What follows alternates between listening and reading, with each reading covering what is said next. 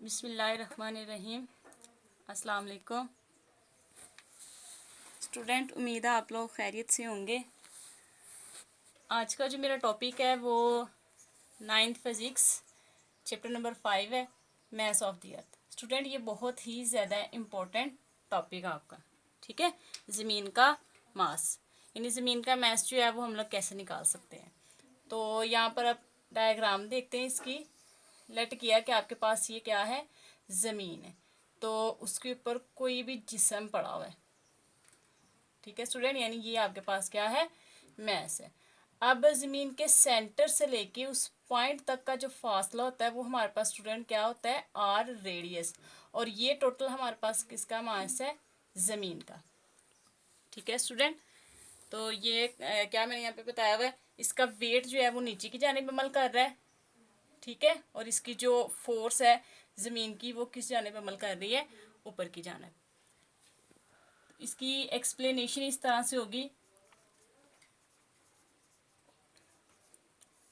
Consider a body of mass m lying on the surface of earth whose mass is capital ME and radius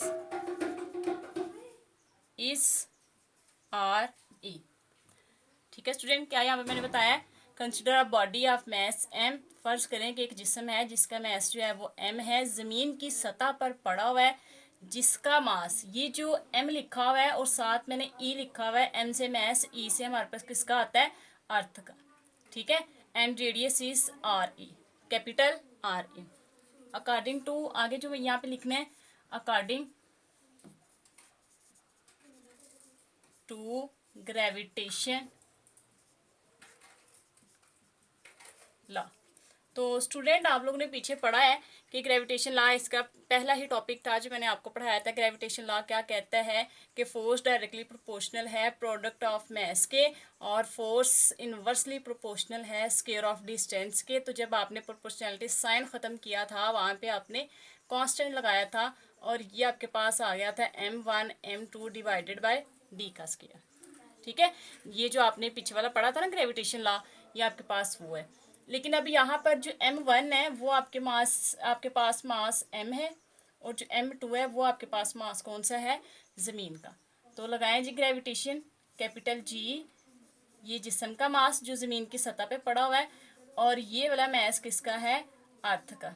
और ये नीचे D की जगह यहाँ पर मैंने क्या लगा दिया है, रेडियस, यानी ज़मीन के रेडियस का स्क्वायर, ठीक है। आगे अगर W हमारे पास is the weight of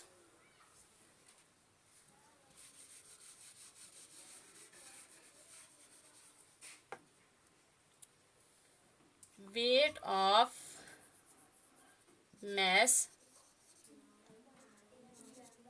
m, W जो है वो वेट है मैस m का on the surface of earth, then, तो W किसके बराबर होता है स्टूडेंट, mg के। लेकिन जो वजन होता है वो किसके बराबर होता है, फोर्स के, ठीक है। F बराबर है W, और W स्टूडेंट किसके बराबर होता है, mg के। ये मेरे पास आ गई इक्वेशन 1 और ये वाली इक्वेशन 2। तो जब हम कंपेयर करेंगे, कंपेयर इक्वेशन 1 एंड 2, इक्वेशन 1 और 2 को स्टूडेंट जब आप लोग कंपेयर करेंगे तो लेफ्ट हैंड साइड लेफ्ट की इक्वल होती है, राइट हैंड साइड राइट की इक्वल होती है। अब यहाँ से देखें कि जो लेफ्ट वाला आंसर है वो लेफ्ट की इक्वल है, F इक्वल है F के। तो इसी तरीके से आप लोग ने यहाँ से राइट हैंड साइड भी इक्वल रखनी है, यानी ME डिवाइडेड बाय RE का स्क्वायर, साथ में हमारे पास आ जाएगा कैपिटल G, और ये मेरे पास आ गया mg। स्मॉल m के साथ कैंसिल, यहाँ से स्टेप मैंने शॉर्ट किए हैं, तो ज़मीन का मैस जो है वो उसकी कीमत क्या आ जाएगी, ये नीचे डिवाइड हो रहा है दूसरी साइड पे जाएगा तो स्टूडेंट क्या होना है इसने मल्टीप्लाई, और ये यहाँ पर मल्टीप्लाई हो रहा है तो दूसरी साइड पे आएगा तो हमारे पास क्या होगा, ये डिवाइड हो जाएगा। ये वो फार्मूला है ज़मीन के मास मालूम करने का। ठीक है स्टूडेंट, जो उसने कहा था ना मैस ऑफ द अर्थ आपने निकालना है, तो ये क्या निकाला मैंने, उसका फार्मूला निकालना है। और एक चीज़ स्टूडेंट इसमें आपने हमेशा याद रखनी है कि ज़मीन के रेडियस की कीमत होती है 6400 किलोमीटर। अगर इसे राउंड ऑफ करेंगे तो 6.4 मल्टीप्लाई 10⁶ मीटर। ठीक है, ये किलो के 3 और 1 2 3 ये हिंसे जब पीछे लेके जाएंगे तो 10⁻³ हो जाएगी, 3 वो वाला और 3 ये वाला, दोनों प्लस करेंगे तो हमारे पास क्या आ जाएगा 6। और ग्रेविटेशनल एक्सेलरेशन की कीमत क्या होती है 10 मीटर पर सेकेंड स्क्वायर। ग्रेविटेशन कांस्टेंट की पीछे पड़ा है 6.673 multiply 10⁻11 newton metre square kilo per gram square. अब इन सभी की कीमत इस फार्मूले में आपने दर्ज करनी है। ME इज इक्वल टू जी की कीमत मेरे पास क्या है 10 मल्टीप्लाई रेडियस की कीमत क्या आ जाएगी 6.4 मल्टीप्लाई 10⁻6 का स्क्वायर डिवाइडेड बाय 6.673 मल्टीप्लाई 10⁻, क्या कीमत आई थी हमारे पास -11। आगे इसे अगर हम लोग सिंप्लीफाई करेंगे, मल्टीप्लाई करेंगे, स्क्वायर ओपन करेंगे तो टोटल हमारे पास जो है वो ज़मीन का मास स्टूडेंट आ जाएगा 10 मल्टीप्लाई 10⁻24 किलोग्राम। ये ज़मीन का मैस है। ये आपको MCQs भी आता है स्टूडेंट और बहुत ही ज़्यादा इम्पोर्टेंट है। ये हर साल पेपर में आता है, MCQs तो लाजमी आना होता है कि ज़मीन का मास क्या है 6 मल्टीप्लाई 10⁻24 kg यानी किलोग्राम।